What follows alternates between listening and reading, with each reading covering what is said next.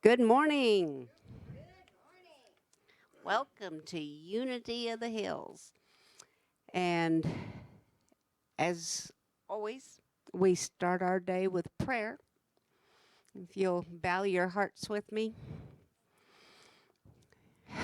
Thank you, God, for all of our blessings, all of our gifts. Thank you for the good times and the bad, and learning to know the difference and how to work our ways through that. Thank you for our friends, our family, our spiritual support, and guidance. Amen.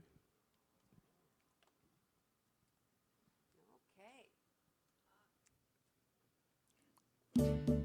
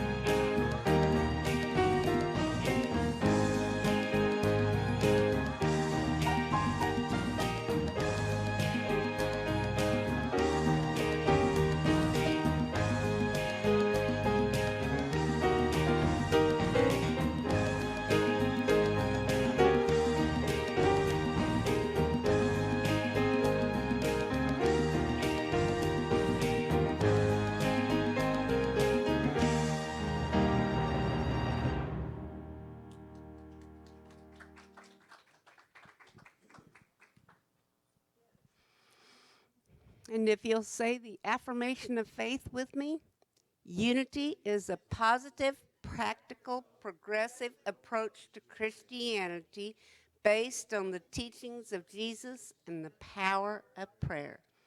Unity honors the universal truths in all religions and respects each individual's right to choose a spiritual path.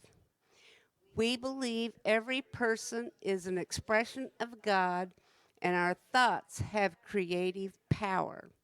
Inspired by Spirit, Unity of the Hills fosters unconditional love and acceptance by embracing diversity, creating an environment that encourages people to love one another and grow together. Get to shower the people.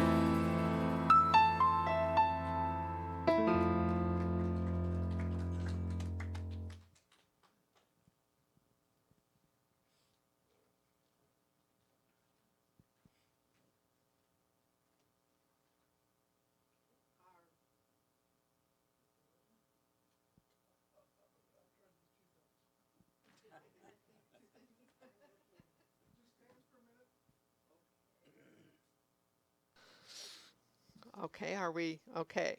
I think I'm on now. Okay, letting go and letting God. I'm equipped with powerful spiritual tools to use toward creating the life of my dreams. Through prayer and meditation, visualization, and affirmation, I'm willing to work for what I want to see manifest in my life and in the lives of those I care about. Sometimes I can be so focused on what I'm doing that I forget the importance of stepping back from my efforts and releasing my attachment to specific outcomes. There's great peace that comes from knowing I've done all I can do, and then, in perfect peace and clarity, releasing outcomes to the divine that is in all people and circumstances. I heed my guidance to discern when to take action and when to yield to the activity of spirit. And in Matthew 6, verse 33, but strive first for the kingdom of God and his righteousness, and all these things will be given to you as well. And let's say together our affirmation. I do what is mine to do and release the rest.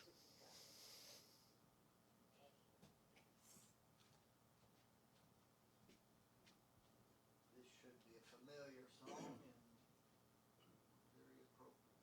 Sing along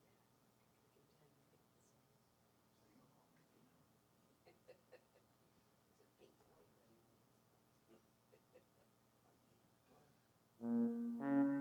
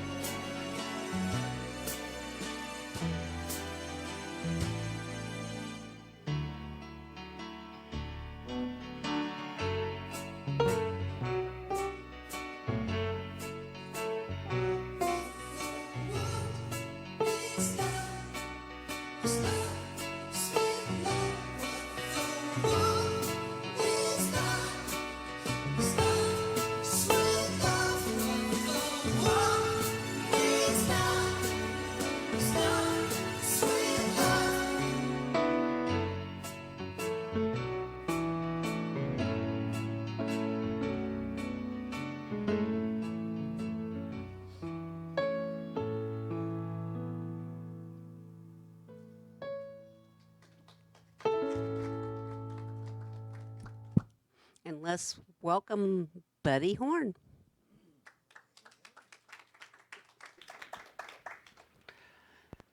I love those songs. I'm not sure that my talk is going to seem in sync with those songs now. Now that I'm listening to them, I want to get to spiritual bypassing eventually. This is a book that Cheryl Ann brought, I don't know, 2 weeks ago maybe, and she had already introduced me to it. And when I was introduced to it, I immediately thought of a few people that this probably would apply to. And then when I started reading it, I realized it applied to me, and it's very, very significant. And I think it's probably has the potential to be one of the greatest assets in a lot of our like unity and whatnot moving forward. You know, it's easy to get stuck. When a good idea comes along, it's a good idea, and we can get comfortable with it, and it seems to give us what we have need of. But if we're not mindful, we can just set up camp there and kind of stay there with that idea. And there's no time in history when there wasn't some evolution of understanding, practice, if you will, of spirituality. It usually came off the sidelines, though. It wasn't mainstream. It evolves from this group over here that had their own way of being, and they were not so strictly controlled by authority, if you will. So they've managed to express themselves, and it seemed to make sense. And it took and bore fruit, and things shifted. Well, I remember in seminary, I read a lot of books, a lot. But I remember the name of one of the authors was Kummel. This was not a pleasurable experience for me. This guy was a German theologian, and he wrote about the New Testament, mainly the Gospels. And when I started reading him, I'd read about through 2/3 or so through the chapter. Let's say if it was the Gospel of John, about 2/3 of the way through, and he would throw out this theologian's interpretation of that and that theologian's. And then in the very last part of the chapter, he would explain why they were all wrong and give us the right understanding. And I thought that was a little bit arrogant, but this was one of the books that our New Testament teacher handed us to read and write about. So I had to read it. But I learned that every chapter was the same way. So I finally said, forget the first 3/4 of it. I'm going to go to his conclusion. That's all I can write about anyway and be halfway in line with what I'm supposed to get out of it. So I got through Kummel's book without so much suffering after I learned how to deal with him. But there's evidence there that interpretations of things have shifted over time. And what we end up with may not be the whole end result. You know, there may be more. Another person that was in one of my classes, the book that I had to read, was by John McGuire. Now, why do I remember John McGuire? I don't know. The book was Systematic Christianity. Doesn't that sound like a thrill? Systematic Christianity. What I really got from that was that at some point in time, and this has probably been true all the way through, at some point in time, people looked at current things or more recent things, and so they reinterpreted the whole biblical story because this occurred. They went back, and there's no doubt in my mind that the story of Adam and Eve, the Genesis, was probably a very mythological, probably comes out of some very early culture when they started telling the stories of creation over and over. It comes out of that, But because Jesus comes along and somebody wants to interpret that a certain way, they've got to create this system so it all makes sense and it all fits. Do you know that human beings don't like it when things don't fit? When it's unresolved, whether it's music. John was here directing music at one time, and I really enjoyed him. But one day I asked him something about, why don't we end on this note? And he said, no. It's got to resolve it. I don't know if you know what that means, but it'd be like if we left in one of those songs, if we, instead of that last phrase of music, if we just stopped short of it, you would feel it and you'd be uncomfortable with it. Well, that's the way it is with spirituality and those that write about religious stuff. They tend to try to want to resolve it and bring it together and make the pieces fit. But in my experience, my life is not like that. So much of the time, I don't understand. It isn't complete. I can't package it all up so it's comfortable always. It's oftentimes confusing and unsettling and sometimes painful. One of the challenges that I have with unity, and obviously I so appreciate my journey into unity over for many years now, and I've read about everything I can read. But there's actually been time when you were sort of discouraged from talking about if someone was sick, if there was a tragic event in life. It really wasn't promoted, let's say. What was promoted was a positive affirmation, that type of thing. And while there's benefit in using our mind and choosing our thoughts in a positive way, there just may be a detriment to that too if we're not very aware of what we do, why we do it. Spiritual bypassing gets at this. It says, if something happens in your life and your immediate go-to response is, it's all good, you're not allowing yourself to experience the fullness and the depth of your real experience. And that can have consequences. For one thing, it's an expression of mind, but it may not be an expression of heart or soul. The fullness of being. There's emotions that arise in our life journey, and they're not always joy. Sometimes they're painful. And what happens if we don't appreciate that as a part of the spiritual journey?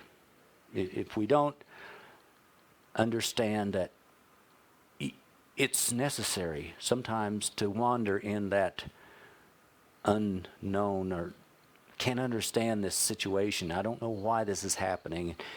If we always look for an answer, a solution, we want to package it up. We're probably operating out of some conditioned response that may not be authentic. It may be what we, quote, think we should be doing, how we should be responding, but it may lack integrity. I have to tell a little bit about my mother. Mom was born in Poplar Bluff, Missouri, born into a Pentecostal family.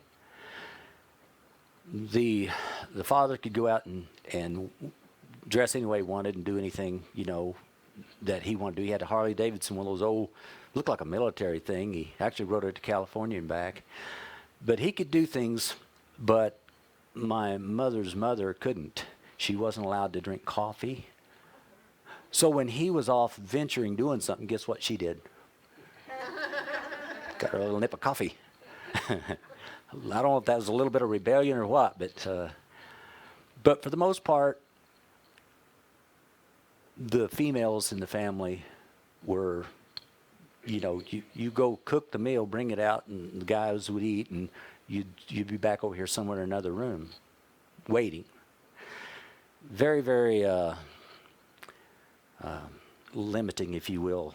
And as a young person, I can't imagine how much Mom had to wear boys' shoes. That's what was mainly available, the best price. So she wore boys' shoes. When she wore shoes,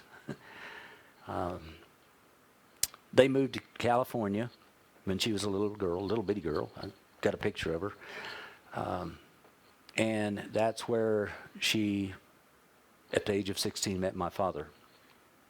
And Mom didn't talk a whole lot about a lot of this stuff. She mentioned a few things now and then, so I tried to pay attention. But she met Dad, and she was at odds with her parents, and she had a different take on them and life. And so she wanted to get married, and they said, all right, you made your bed, now lie in it. Did you ever hear that saying? Well, her interpretation of that was, you're on your own. Don't come back to us. This is not our, you made this choice. And I can't say it was a great choice. It was immediately a problem. Dad was not mature. He was not responsible. Everything that you could probably do, he was doing wrong.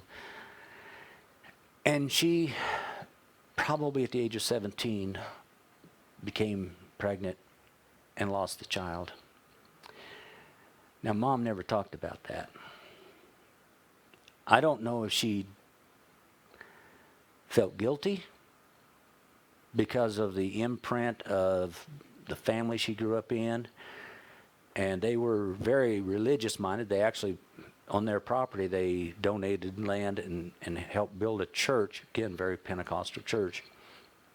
So the teaching didn't change. And when she lost this child, one thing she knew, and she did mention this, she couldn't go back to her parents. There was no going back. They weren't there to support her. She was on her own, and it was just her. And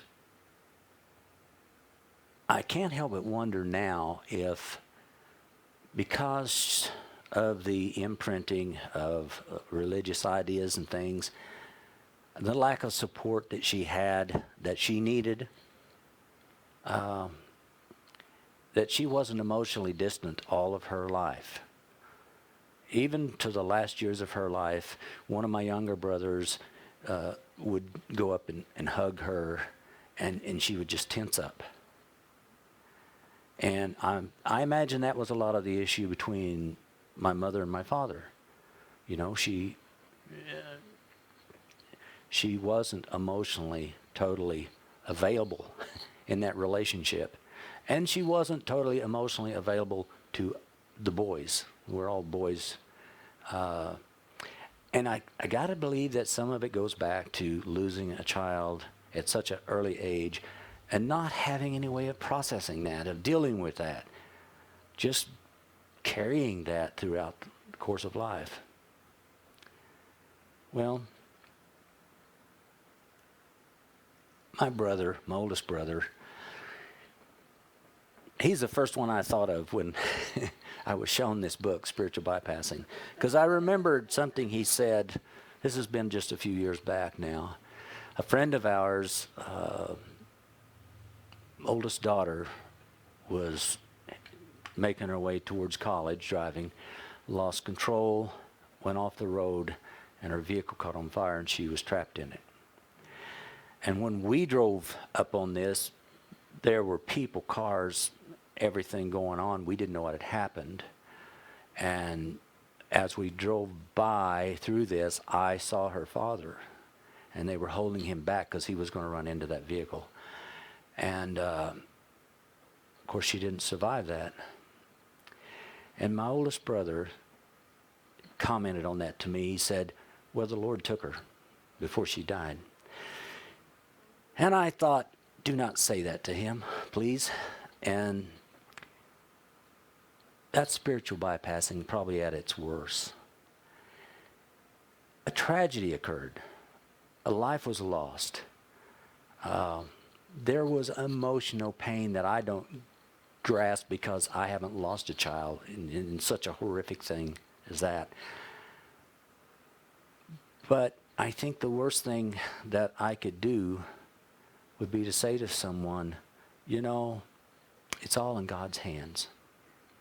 That's spiritual bypassing.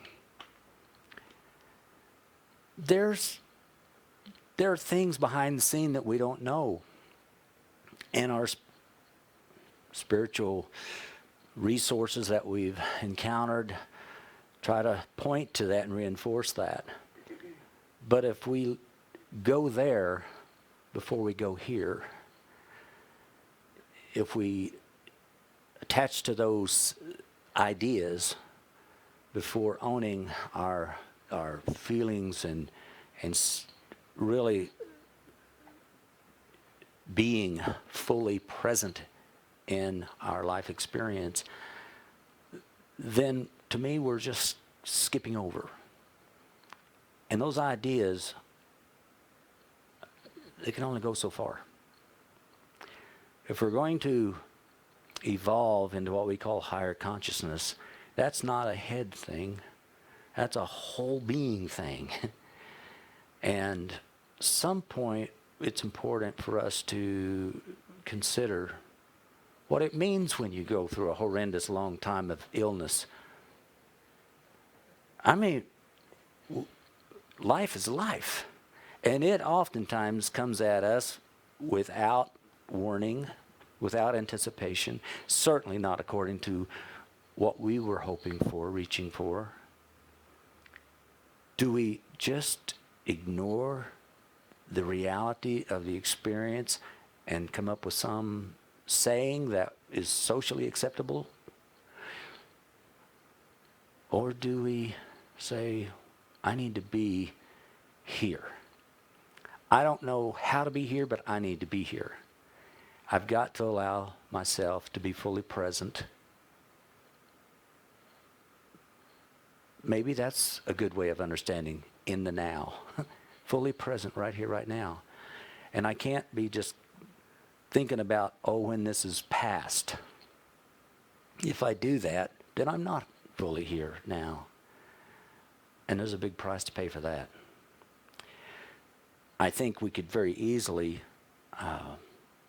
not only not know ourselves, which I think is a lot of why we're here, but we probably won't get to know others or others get to know us unless we can allow ourselves to get very, very real, very true. And is there something wrong with that? Well, actually, there's been a lot of teachings that would suggest yes. I remember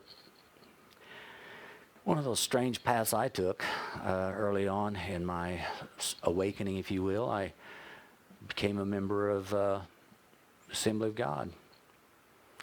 And for a brief period of time, my thinking got squirrely. And one of the members of the church, she had terminal cancer and she passed.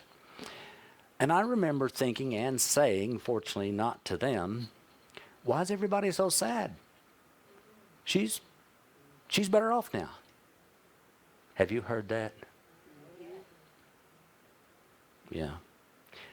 I didn't know how strange that really is until later on. And certainly when I went into professional chaplaincy, I learned a whole lot about what could be helpful and what could really not. And that's a really not thing. To make those kind of spiritual bypassing statements to people totally misses where they are and what they most need. And what they most need is to be where they are. And maybe someone to be sitting with them, but not saying a lot of things, just allowing them to be in that state that they are obviously in. So my hope is that we can be bold enough to maybe more people read this. We're starting in the book club as of this morning. Care of the Soul by Thomas More. A different approach to life situations. A very different approach to it. I think it goes well with this. My hope is that we can open ourselves up to the next step in our evolution. We don't just try to package things as systematic Christianity did so it makes sense and that it's acceptable, but we can open ourselves up to being real, authentic, and connecting with one another and the next person that comes through this center here in a genuine way, and not handing them a list of sayings and positive affirmations, but saying, hey, you know what? Let's be here and share this journey, and let's don't try to get beyond the challenge that one would face at any given time, but let's try to enter into that so that we know what life is in its fullness. We know what love is in its fullness, and love is not denying pain, confusion, limitation. Love is embracing these things. And for me, personal maturing is being able to accept. If I'm upset, I'm upset. If I'm angry, if I'm happy, if I'm sad, if I'm confused, being able to accept that. Doesn't matter that I've read a lot of books. Maybe that gets in the way sometimes. What matters is that I'm awakening to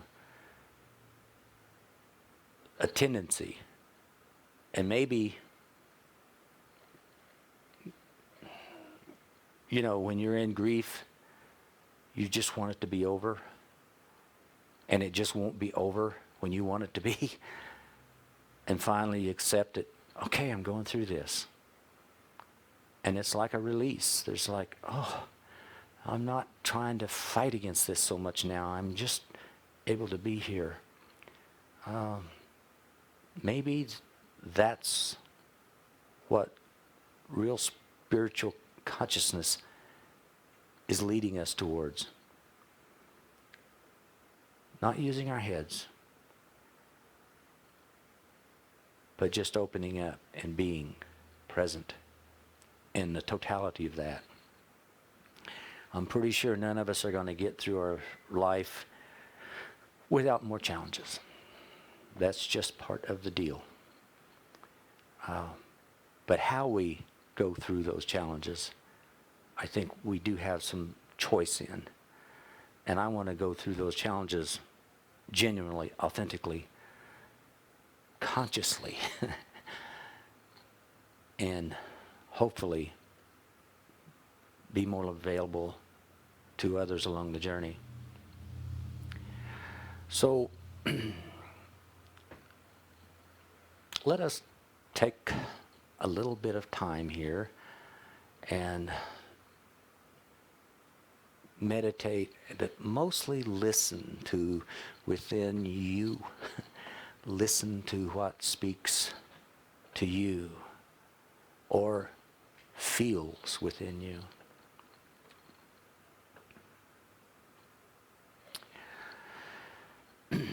Spirit,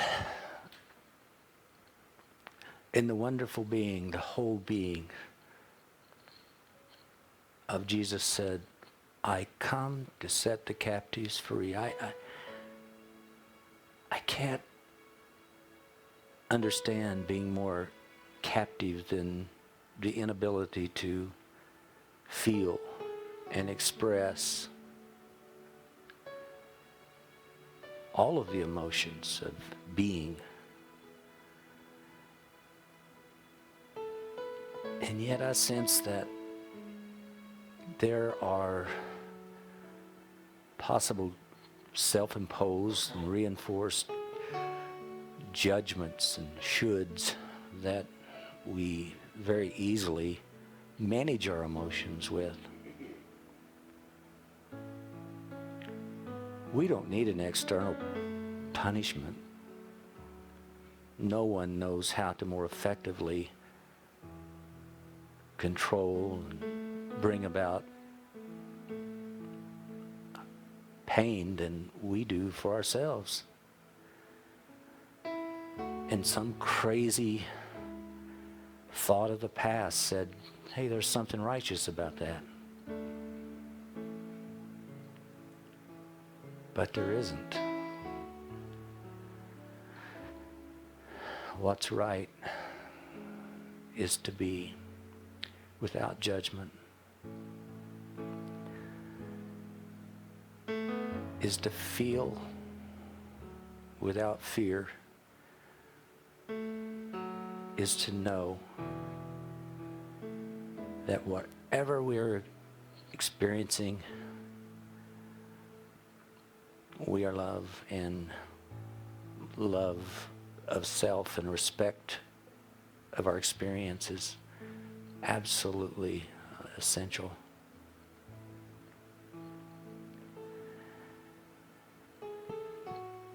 This wonderful journey called unity, it's opened some doors, windows for us. It shed some light on a path for each one of us that at a time when we most need it.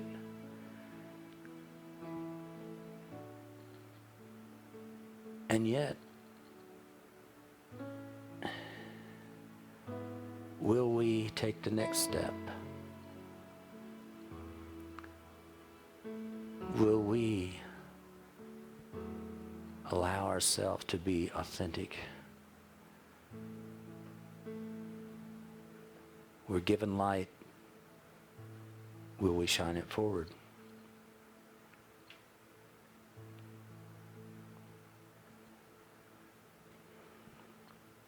Thanks, Spirit. Thank you. Amen.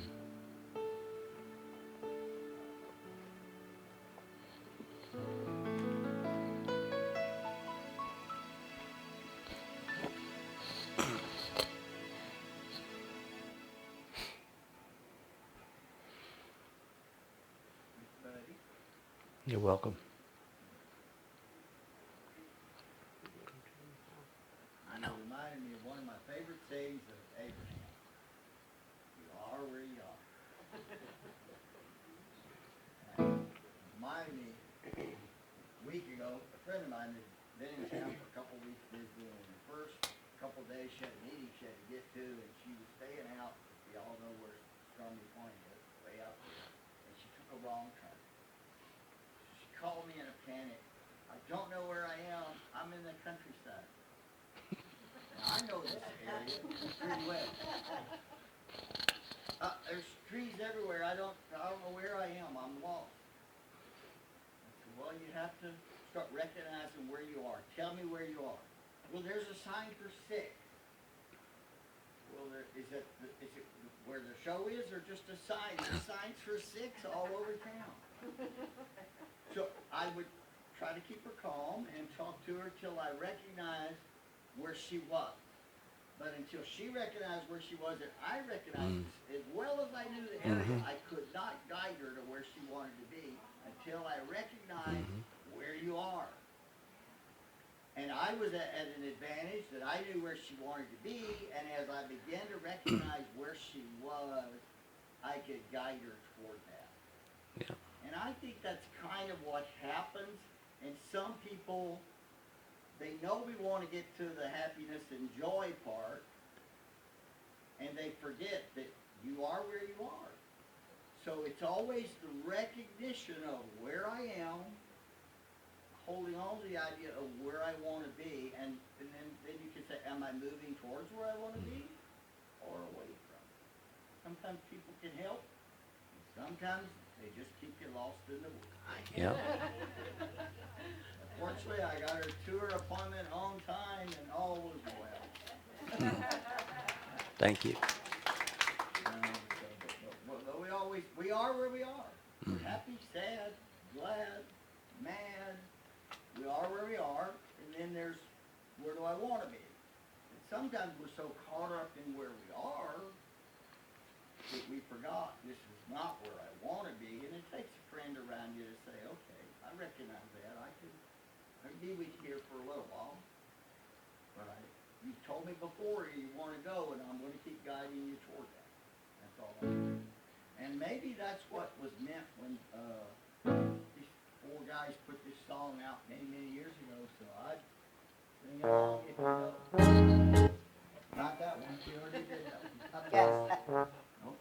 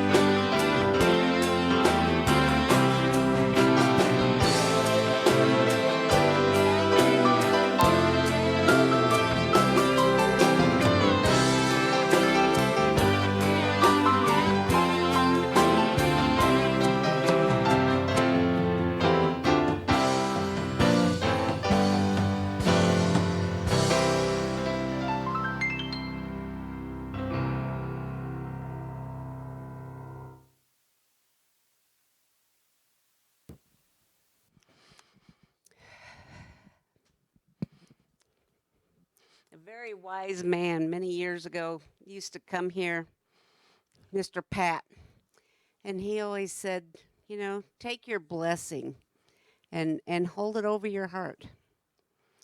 Um, and since then, I've interpreted that in many, many ways. I hold my friends over my heart and my family, and just using your imagination to hold things up for the better. If you'll help me bless our gifts today. Thank you, Spirit. Thank you for the wonderful blessings that we each receive from this church, and that we each are able to give to this church and to this spiritual family. Thank you for the feelings, the emotions, sadness and joy.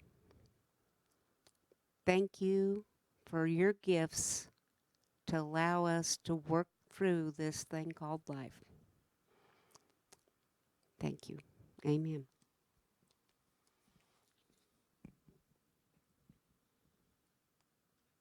I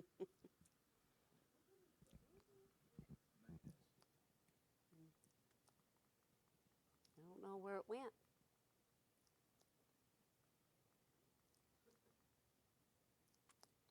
Well, it went a long ways. There we go. If you guys we get to come back up again. It's so exciting. We've got our sweet treats, our affirmations, and the prayer box up here. So if you will come forward and take what you need to take and give what you need to give. Thank you.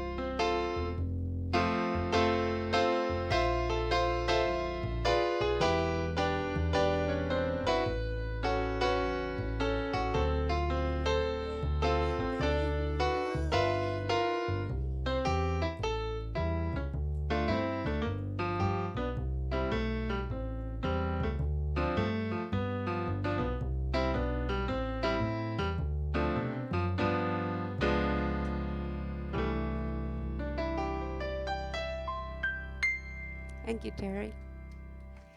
In all these months, I've not been able to hear that song that I am still not hearing Jimmy and throwing us girls in there when we wasn't expecting it. Take it, girls. That was a sentence we learned to love to hate because we never knew what we was supposed to be singing when he'd do that. So again, let's thank you for our gifts and thank you for our gifts. And we have our closing song. If you want to stand and we can relax and let go.